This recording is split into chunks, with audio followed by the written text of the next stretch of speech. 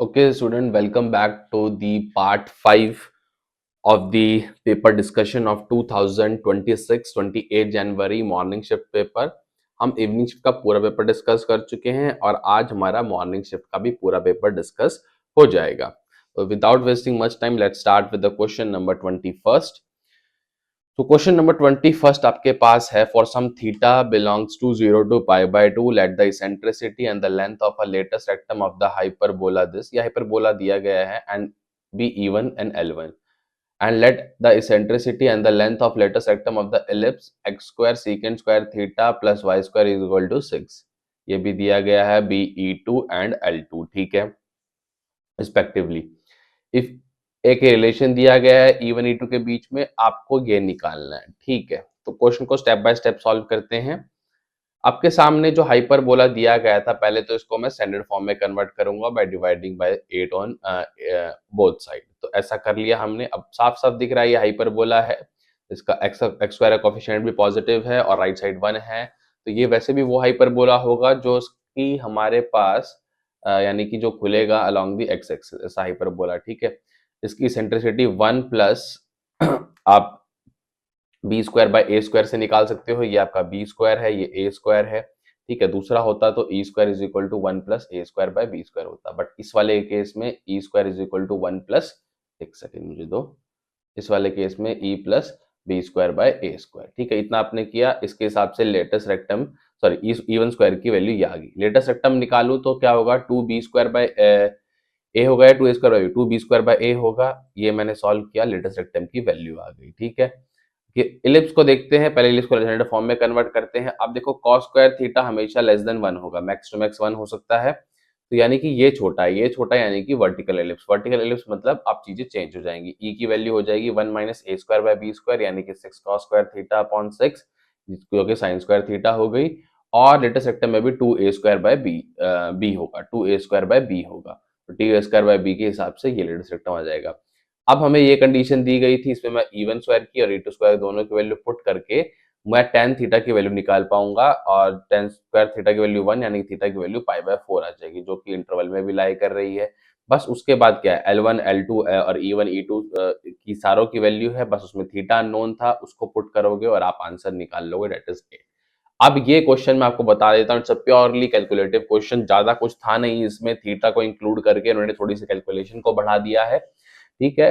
तो question is again from easy to moderate category and easy to moderate भी रखने का रीजन है कि थोड़ा सा कैलकुलेटिव था, otherwise it's a easy question. Let's come to the question number 22 now. In a GP, if the product of first three terms is 27, ठीक है, and the set of all possible value for the sum of the first three term is r minus this, ठीक है, then ए square plus B square. अब देखो इसको भी step by step solve करते हैं। पहली थ्री टर्म जो हमने एज्यूम करी हैं वो ये एज्यूम कर ली और ऐसे ही एज्यूम करते हैं ए बाय आर ए आर। अब इसका आपको क्या दिया गया है, सम दिया गया है, सम दिया गया है ना, प्रोडक्ट प्रोडक्ट का सम दोनों दिया गया ना। Product of the first three term 27, set of possible value of the first three term, अच्छा set of possible value of 3 तो हमें निकालना है। तो प्रोडक्ट दिया गया है, तो प्रोडक्ट की हेल्प से पहले तो मेरे को ए मिल जाएगा, ए की वैल्यू 3 आ गई। अब सम जब मैं लिखूंगा तो ए जब मुझे पता है तो ये ऐसा कुछ सम हो जाएगा, ठीक है।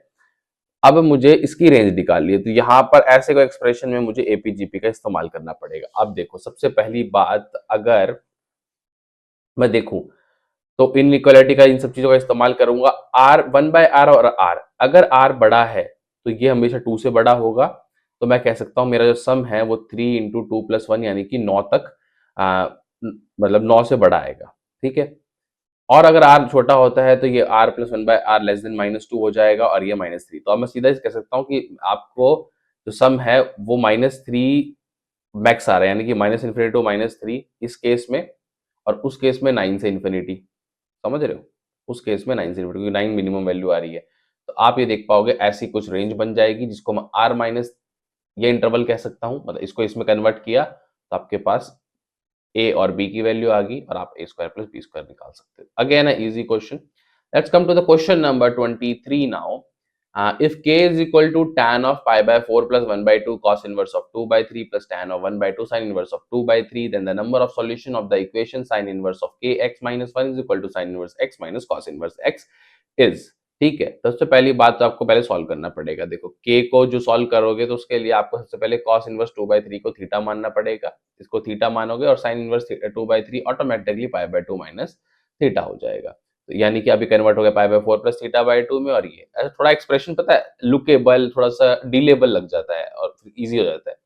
आप tan का फॉर्मूला लगा के 1 plus tan थीटा/2 1 minus tan थीटा/2 1 minus tan थीटा/2 1 plus tan थीटा/2 because tan π/4 की वैल्यू 1 होती है। ठीक है, हमें पता है tan a plus b is equal to tan a plus tan b upon 1 minus tan a tan b। ठीक है, यहाँ पर फिर मैंने क्या किया कि k की इसका सॉरी एलसीएम वगैरह लेके k की वैल्यू को निकालने की कोशिश करी। फाइनली k मेरा यहाँ तक आ गया है। ठीक है, अब और जब मैं इस आगे चीज़ इस्तेमाल करूँगा तो मैं इसको k को cos 2x मुझे ऐसा पता है तो मैं k को cos के फॉर्म में लिख लूँगा अब। तो k मेरा बन जाएगा 2 अपॉन cos थीटा। अब और आगे बढ़ते हैं। अब आपको याद हो तो cos इनवर्स 2/3 को थीटा माना था आपने। तो cos थीटा की वैल्यू आपके पास 2/3 है तो आप पुट करके k की वैल्यू निकाल सकते हो। Once you got k equal to 3, जब आपके पास k की वैल्यू 3 आ गई है, बस उसके बाद आपको ये यही तो बस निकालना है number of solution of the equation. बस यही था, मतलब यही चाहिए था आपको। जब k 3 पुट करोगे तो यहाँ ये हो जाएगा, यहाँ पर ये हो जाएगा।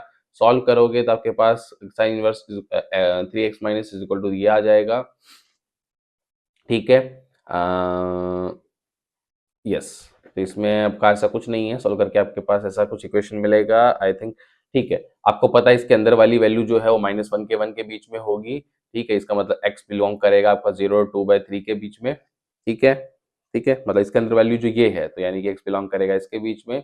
तो हम सीधा सीधा कह सकते हैं डोमेन आपका 0 और 2/3 हो जाएगा बस। ठीक है, इंटरसेक्शन आप निकाल सकते हो बस। Very simple thing. ठीक है, इन दोनों का इंटरसेक्शन देखो, साइन इनवर्स को भी यहाँ कंसीडर करोगे। ठीक है, और साइन इनवर्स 3x माइनस 1 को भी कंसीडर करोगे। दोनों को डोमेन को कंसीडर करना पड़ेगा क्योंकि दोनों इक्वेशन इक्वेट हो रही हैं और दोनों में x वही वैलिड करेगा। ऑब्वियसली इसका ज्यादा बड़ा रेंज का छोटा रेंज है तो इस दोनों में इंटरसेक्शन 0 2/3 आएगा। ठीक है, तो आई थिंक यही आपका सिंपल था क्वेश्चन। और आपसे क्या पूछा गया था बस। ठीक है, नंबर ऑफ सॉल्यूशंस बताने हैं तो आपको फर्दर एक बार सॉल्व करना पड़ेगा। आपके पास डोमेन तो आ ही गया। ठीक है, डोमेन आ गया। अगर आप जब दोनों तरफ साइन लोगे तो 3x माइनस 1 कॉस में कन्वर्ट हो जाएगा। एक सेकेंड, कॉस में कन्वर्ट हो जाएगा। फर्दर फिर आप कॉस का फॉर्मूला लगा सकते हो। ठीक है, आपको पता है cos of 2 times of this is equal to 1 minus this, तो यहाँ पर 3x minus sine of sine inverse में चले जाएगा अब ये। बट हमें पता है साइन ऑफ साइन इनवर्स आपका x हो जाएगा, तो उस हिसाब से 3x माइनस 1 ये अब आपका सिंपल ये आपके x के टर्म्स में इक्वेशन आ गई। x या तो 0 होगा या 3/2 होगा। अब 3/2 आपके डोमेन से बाहर है। ठीक है, 3/2 आपके डोमेन से बाहर है तो x equal to 0 is the only solution. ठीक है, थोड़ा सा अच्छा क्वेश्चन कहूंगा क्योंकि इसमें बारीकी पे आपको बड़ा ध्यान देना है और आजकल जेईई मेंस आपकी बारीकी पे बड़ा ध्यान दे रहा है तो that's it very very important. ठीक है, let's come to the question number, ये हमने कौन सा डिस्कस किया 23। Let's come to the question number 24 question देखने में टफ लग रहा है but it's a very easy question. आपको स्टेप बाय स्टेप देखो। आप सबसे पहले आप इतने पार्ट को देखो, ये पार्ट आपका सॉल्व करो एक बार आप। ठीक है, बाय पार्ट्स लगा के या कैसे भी, फिर आप फर्दर बढ़ो आगे। ठीक है, अंडर रूट वगैरह को तो वो स्टेप बाय स्टेप। तो इसलिए मैंने जे आर को सिर्फ इतना वाला पार्ट माना। मॉड के साथ है कोई प्रॉब्लम नहीं, 0 टू आर है। ठीक है, ऑब्वियसली फिर फर्दर आप जे आर को रूट पाई से मल्टीप्लाई करके रूट लोगे, समेशन लगाओगे, तो ये मेरा टारगेट है। बट पहले हम जे आर के बारे में बात करेंगे। ठीक है, थोड़ा सा फर्दर बता सकता हूँ कि जे आर का मतलब अगर आप देखो तो आपको मतलब समेशन लगा हुआ है तो obviously J1 J2 J3 J up to J20 ऐसे ऐसे करके आपको निकालना है। ठीक है, ये इसका मतलब हुआ। बट हम चलेंगे again, but I am telling you step by step.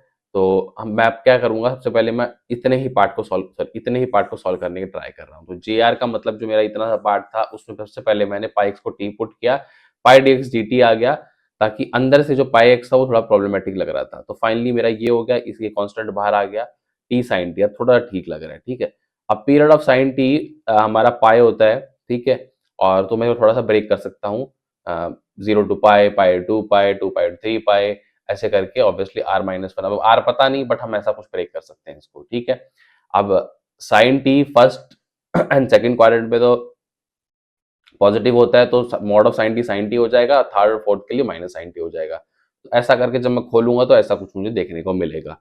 अब मेन बात क्या है, सबसे पहले टी साइन टी को ध्यान दो। टी साइन टी, क्योंकि टी साइन टी तो हर जगह है, प्लस माइनस की बात अलग है, लिमिट्स की बात अलग है। इसको इतने को इतना का इनडेफिनेट पार्ट, डेफिनेट तो ऑब्वियसली मैंने नहीं करा, इतना का इंडेफिनेट पार्ट मैंने सबसे पहले सॉल्व करा और मुझे मिला t sine t minus t cos t plus sine t. ठीक है, minus t cos t plus sine t, by parts के हिसाब से ये बाय पार्ट्स का फॉर्मूला है। ठीक है, अब मैं आपको और चीजें बता देता हूं, आपको ये मिल जाएगा। अब आप इंडिविजुअल में इसको पुट कर दोगे और हर केस की लिमिट निकालोगे। जैसे पहले केस के लिए पुट किया, दूसरे केस के लिए पुट किया, लिमिट पुट करी, सॉल्व करा। ठीक है, आर के केस में भी पुट किया आपने, आपको देखने को मिला कि पाई, 3 पाई, 5 पाई और ये ऑड नंबर टाइप में आ रहा है। ठीक है, ऑड नंबर टाइप में आ रहा है। पाई कॉमन निकालोगे, अंदर ऑड नंबर का सम है। ऑड नंबर का सम हमेशा होता है, अगर मान लें यहाँ तो आर है, एन होता तो यहाँ पे एन स्क्वायर आ जाता, तो आर के केस में आर स्क्वायर आ जाएगा, तो यानी कि पाई आर स्क्वायर बन जाएगा, और 0 टू आर पाई है। ठीक है, तो फर्दर यानी कि 1 सेकेंड, हाँ, तो ये पाई आर स्क्वायर आ गया आपका। फर्दर फिर समेशन फिर लगा रखा, फिर वही बात है, पाई के बाद फिर पाई आर स्क्वायर आ गया, वन में पाई स्क्वायर था इसका आपका, तो आर स्क्वायर पाई हो जाएगा। उसके ऊपर फिर आप अंडर रूट लेके समेशन लगाओगे, पहले पाई से पाई कट जाएगा, आर बचेगा, आर का समेशन लगाओगे जो कि आ जाएगा आर इंटू आर प्लस 1/2, और आप 20 यहाँ पर जब जाना है, 20 की वैल्यू पुट करोगे 210। तो again it is a calculative question. ठीक है, कैलकुलेशन थोड़ी सी इसमें ऐसी है जहां आपको बड़ा ध्यान रखना पड़ेगा, स्पेशली यहाँ पर इस स्टेज पे। जैसे अगर आप इसका इनडेफिनेट पार्ट सॉल्व कर ले जाओगे, तो इस स्टेज पे जब आप लिमिट पुट करोगे, there is a lot of chances कि आप मिस्टेक कर दो। यहाँ पर आपको थोड़ा सा ध्यान देना पड़ेगा। ठीक है, let's come to the last question for today, that is question number 25। इस क्वेश्चन नंबर 25, और ये इसी सारी का पेपर का डिस्कशन कंप्लीट हो जाएगा। इस पेपर में 10 से 12 क्वेश्चन बड़े आसान आए हैं, 10 से 12 क्वेश्चन लेंदी भी आए हैं। आई कांट से कि भाई क्वेश्चन सारे आसान थे, और कुछ क्वेश्चन 2-3 टफ भी आए हैं। लेंदी वाले ऑब्वियसली आप बाद में कर सकते हो, पहले 10-12 सारे इजी निपटाओ, फिर 10-12 लेंदी है, वो सॉल्वेबल है बट थोड़े लेंदी हैं। उसमें 7 से 8 एक बार आप एक लाइन में सॉल्व कर सकते हो, जब आपके पास 10 से 12 आपके इजी वाले सॉल्व हो जाएंगे। तो ऐसा कुछ नहीं है, 18 टू 20 के बीच में यहाँ पर क्वेश्चन सॉल्वेबल थे इस पेपर के। ठीक है, और जितने आपके अच्छी प्रैक्टिस है उससे ऊपर भी आप इसको इंक्रीज कर सकते हो। Now let's come to the last question for this paper. Let p q r be a triangle such that p q is equal to this. एक वेक्टर दिया गया है, पी आर भी एक वेक्टर दिया गया है, S be the point on q are. ठीक है, पी क्यू आर में से जब ट्रायंगल बनेगा पी क्यू आर, तो पी क्यू वेक्टर पूरा आपके पास, पी आर वेक्टर पूरा है, और क्यू आर पे एक एस पॉइंट दिया गया, क्यू आर वेक्टर नहीं दिया गया, which is equidistant from the line P Q and P R. Equidistant from the line P Q and P R, perpendicular की बात कर सकते हो किसी भी तरीके से यहाँ पे। ठीक है, इफ पी आर, पी से आर का डिस्टेंस, एक सेकेंड पहले तो आप इसको आप एक काम करो, P से R का मॉड, यानी कि इसकी वैल्यू 9 दी गई है, और P से S का मॉड, जो भी आप ये वेक्टर बनेगा, ये इसका वेक्टर ही दिया गया आपको। ठीक है, and the value of 3a minus 4b। तो स्टेप बाय स्टेप चलेंगे। Let's come to the question now. देखो, पी क्यू आर बनाया हमने, पी क्यू दिया गया है, पी एस भी दिया गया है। ठीक है, और आपको एक चीज और अच्छी बात है कि s is the mid point as a point on q r. Okay, mid point नहीं है, बस पॉइंट है, ये रैंडम पॉइंट है, ये ध्यान रखना, और पी आर भी दिया गया है। पी आर की लेंथ दी गई है, तो सबसे पहले बात तो मैं ए बी के टर्म्स में इक्वेशन आ जाएगी, क्योंकि पी आर वेक्टर पूरा है, तो एक इक्वेशन तो ये आ गई हमारे पास। ठीक है, थोड़ा सा और फर्दर सॉल्व करोगे तो आप ये कर सकते हो, A square plus B square is equal to 65। अब 2-3 चीजों को ध्यान देना पड़ेगा। A problem stated the point S lie on the QR and is equidistant from the line PQ and PR in a triangle. The locus of the point equidistant from two sides is the angle bisector. ये तो बात ठीक है। ठीक है, therefore PS is the internal angle bisector of angle PQR। इसमें आपको कोई दिक्कत नहीं होगी।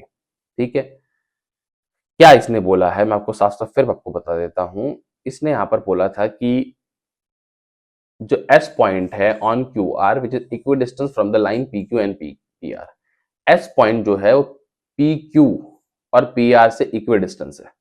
ठीक है, तो एस पॉइंट पी क्यू और ऐसे अगर आप किसी भी स्टेज पे देखो, तो ये जब एंगल बाइसेक्टर होता है, तो अगर हम जैसे मान लो इस लाइन से भी अगर मैं ड्रॉ करूँ ये, तो ये हमारा इक्वल एंगल्स आ जाता है, इक्वल डिस्टेंस आ जाता है। यानी कि एक बात साफ साफ क्लियर है, एक बात साफ साफ क्लियर है कि जो पी एस है वो इंटरनल एंगल बाइसेक्टर होगा एंगल क्यू पी आर का। ठीक है, ये बात इक्वी डिस्टेंस से हमें पता चली, ना कि एंगल बाइसेक्टर दिया गया था। तो ये पता चला कि जो पी एस है वो एंगल बाइसेक्टर है। ठीक है, तो इसका मतलब क्या होगा, पी एस अगर मेरा एंगल बाइसेक्टर है, तो मैं कोलिनियरिटी भी यूज कर सकता हूं, और मैं काफी चीजें यूज कर सकता हूं यहाँ पे। ठीक है, but you can do is, चलो एक काम करो, आप सिंपल ऐसा कर लेते हैं,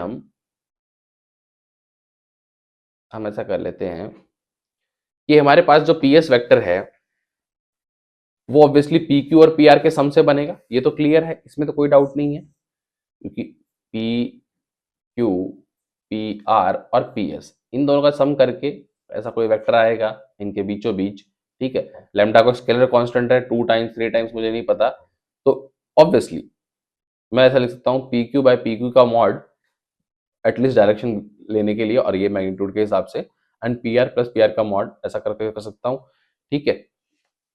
पी क्यू की अगर मैं बात करूं, पी क्यू आपके पास पूरी लेंथ है, पी क्यू पूरी लेंथ है, जो मतलब पूरा वेक्टर दिया गया है, तो उसकी लेंथ आ जाएगी, ठीक है। अब आप जो एंगल बाइसेक्टर है उसमें आप आपके पास लेंथ है और इसकी भी लेंथ है, तो ये नीचे तो लेंथ पुट कर दी, ऊपर वेक्टर पुट कर दिया, ठीक है। ऐसा करने के बाद आपका जो पी एस आएगा फाइनली, ठीक है, ठीक है, आई थिंक इसमें आपको कोई डाउट नहीं होगा, ठीक है। पीएस फैक्टर ऐसा कुछ आ जाएगा, और पीएस फैक्टर आपको दिया भी गया है, तो आप कंपेयर करके आप लैम्डा और ये सब निकाल सकते हो, ठीक है। तो जब आप लैम्डा निकालोगे, लैम्डा की वैल्यू 9 आएगी, ठीक है। लैम्डा फिर वापस से आप चाहो तो सब्स्टिट्यूट कर दो, और आप जब सब्स्टिट्यूट करोगे आई कैप के, जब आप कोएफिशिएंट को कंपेयर करोगे तो आपको ए की वैल्यू मिल जाएगी, जे कैप को कंपेयर करोगे तो बी की वैल्यू मिल जाएगी, ए बी आ गया, आपका काम बन गया, ठीक है। तो आप आपका जो आंसर रिक्वायर्ड है वो बता सकते हो। ऑब्वियसली जो ए बी है वो यहाँ सेटिस्फाई भी करेंगे आपको जो आएंगे, और फिर आपको इसकी वैल्यू निकालनी थी 3 times of a minus 4 times of b, जब ए बी है तो ये निकालना कोई बड़ी बात नहीं। मेन इंपॉर्टेंट बात ये है, वेक्टर जो पी एस जो है हमारा, वो दिया गया था, और पी एस को हमने एंगल बाइसेक्टर समझ के इस तरीके से निकाला और कंपेयर किया दोनों पी एस को, जो पी एस दिया गया था और जो पी एस हमें निकाला है, ठीक है। मेन जो कॉन्सेप्ट इन्वॉल्व था वो ये था। क्वेश्चन मैं फिर कहता हूँ, जैसे ये क्वेश्चन तो फिर भी चलो इतना लेंदी नहीं था, अगर आपके कॉन्सेप्ट अच्छी तरह से क्लियर है तो आप फटाफट कर ले जाओगे, बट ये क्वेश्चन आई मस्ट बिलीव कि लेंदी था। 24th question, 23rd question is not lengthy, straight forward, आपको जो फटाफट अगर आप कॉस इनवर्स 2/3 को कुछ पुट कर देते हो, थीटा वगैरह, तो उसके बाद आपका क्वेश्चन फटाफट सॉल्व हो जाएगा। 2 थीटा पुट करो, what ever, you can solve it very fast. उसके बाद अगर मैं बात करूँ तो ये क्वेश्चन भी नॉट अ लेंदी वन, और जल्दी भी सॉल्व हो जाता है। इस क्वेश्चन को भी थोड़ा सा concept involve, not a lengthy one, तो बट एक क्वेश्चन आपका बीच में लेंदी आया, ठीक, ठीक ठाक कैलकुलेशन पे ध्यान देने वाला क्वेश्चन था वो, इंटीग्रेशन वाला। बाकी overall the paper is easy to moderate वाला, ठीक है, मॉडरेट की तरफ इंक्लाइन था। So that's all about this paper. Now we'll be discussing other papers of 2026 also, and other previous year 2025 के भी हमने बहुत सारे पेपर ऑलरेडी डिस्कस कर चुके हैं। 24 के भी लेंगे, 23 के भी लेंगे, बड़े बड़े जो इंपॉर्टेंट पेपर है सब लेंगे, एडवांस के पेपर लेंगे, ताकि आपकी प्रैक्टिस जितनी अच्छी हो सके उतनी अच्छी करो। और ये जो पेपर है इनका तो मॉड्यूल ही ऐसा है कि आपको अब सिलेबस आता है थोड़ा सा ठीक ठाक सा, यहाँ से आप और चीजों को समझने की कोशिश करोगे, फिर खुद प्रैक्टिस करोगे। तो मेरा इनसे मोटिव है कि आपको एक्चुअल पेपर एक्चुअली टेबल कुर्सी पे बिठा के हाथ से सॉल्व करवाना, ना कि उस वीडियो दिखाना और बस हो गया काम। तो that's a motive, and that's all. Keep learning, keep watching.